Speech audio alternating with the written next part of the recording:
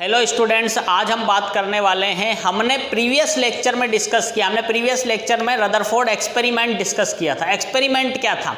Experiment उसका observation और result पे हमने डिस्कशन किया था। अब अपन बात करते हैं इसका जो न्यूक्लियर मॉडल था रदरफोर्ड का।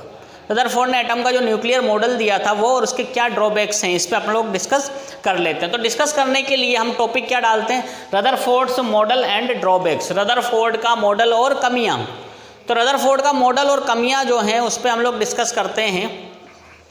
तो आप देखिएगा इसमें कि रदरफोर्ड ने जो एक्सपेरिमेंट किया उसमें उन्होंने क्या क्या चीज़ें कही थी। उन्होंने ये रिजल्ट निकाला था कि ज़्यादातर एटम का पार्ट जो है वो एम्प्टी होता है।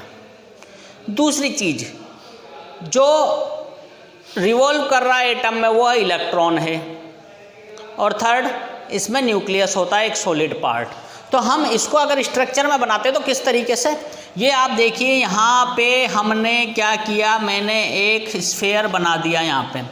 तो मैंने एक स्फीयर बना दिया। स्फीयर बनाने के बाद ये आपका हो गया साहब न्यूक्लियस, सॉलिड पार्ट न्यूक्लियस हो गया। ये सॉलिड पार्ट न्यूक्लियस हो गया। उसके बाद उन्होंने क्या कहा, जो इलेक्ट्रॉन्स हैं वो रिवॉल्व करते हैं ये इस तरीके से। तो इलेक्ट्रॉन इस तरीके से रिवॉल्व करते हुए अपन ने यहाँ पे शो कर दिए।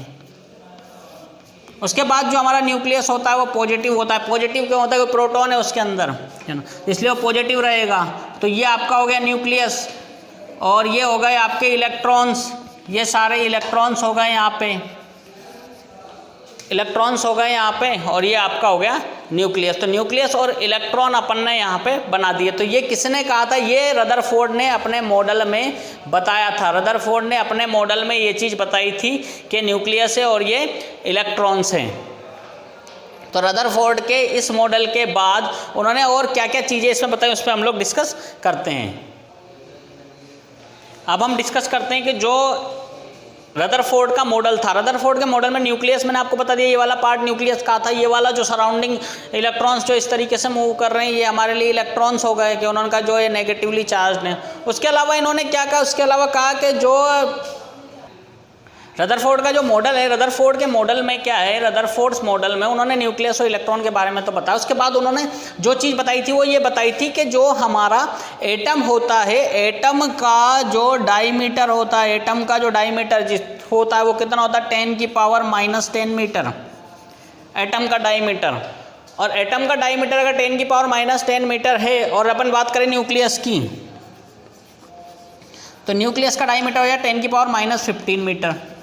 मतलब न्यूक्लियस इसकी तुलना में बहुत ज़्यादा कम है, बहुत ज़्यादा कम है क्या न्यूक्लियस। और आपका एटम है 10⁻⁻10 मीटर। ये चीज़ बताई किसने? ये चीज़ बताई रदरफोर्ड ने।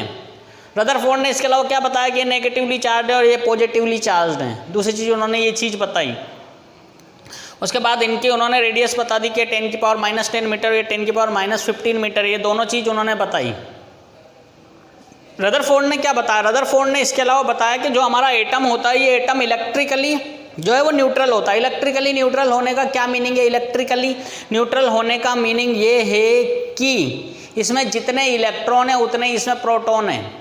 तो जितने इलेक्ट्रॉन है उतने प्रोटॉन है, तो क्या हो जाए? न्यूट्रल हो जाएगा।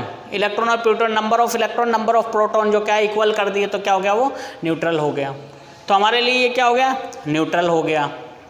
उसके बाद इनके क्या ड्रॉबैक्स रहे, उसके बाद जो ड्रॉबैक्स रहे उन पे अपन डिस्कस कर लेते हैं। अब रदरफोर्ड ने ये कह दिया कि आपका जो इलेक्ट्रॉन है ये रोटेट कर रहा है।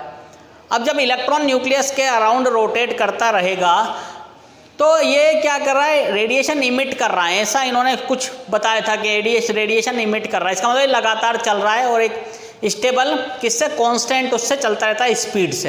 अब जब ये कांस्टेंट स्पीड से चलता रहता है तो कांस्टेंट स्पीड से चलते रहने के साथ साथ क्या होता है इसमें, जैसे ये कांस्टेंट स्पीड से चलता रहेगा ना, तो कांस्टेंट स्पीड से चलने के साथ साथ क्या होना चाहिए? इलेक्ट्रॉन जो है वो एक टाइम ऐसा आएगा जब क्या हो जाएगा? ये जीरो हो जाएगा। इसके जो रेडिएशन इमिट कर रहा है वो रेडिएशन जीरो हो जानी चाहिए। और अगर ऐसा है तो फिर ये रुक जाना चाहिए, और रुक जाना चाहिए तो कहाँ गिर जाना चाहिए? न्यूक्लियस में गिर जाना चाहिए। जैसा हम लोग देखते हैं ना मौत का कुआं, आप लोग देखने जाते हो दशहरे मेले में, तो मेले में आप देखते हो वहाँ पे क्या करता है? वो रिवॉल्व करता रहता है, मोटरसाइकिल वाला, कार वाला ऊपर रिवॉल्व करता रहता है। लेकिन एक टाइम ऐसा आता है कुछ समय के बाद, 10, 15, 20 मिनट बाद वो क्या करता है? नीचे उतर आता है।